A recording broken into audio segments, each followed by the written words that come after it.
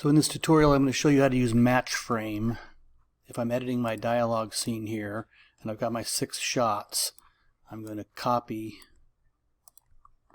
and then paste to put it over here. And now I want to cut to a different shot here in the middle of this dialogue. So I'm going to mark an endpoint in my timeline. And now I want to use this over the shoulder shot.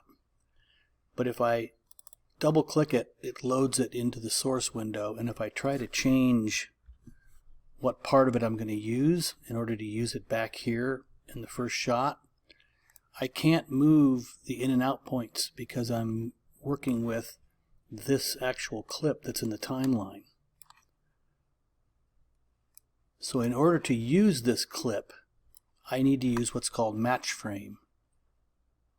If you click on the sequence pull down in the top row menu, you'll see match frame, letter F.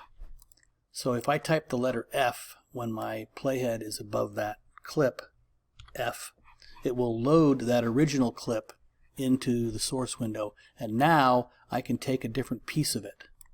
I can mark an in point here and an out point there if that's the piece of it that I want to put back into my timeline.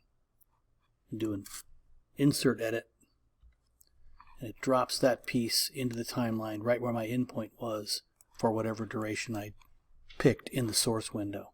So that's how you use a clip that's already in the timeline to re-edit back in a different part of it.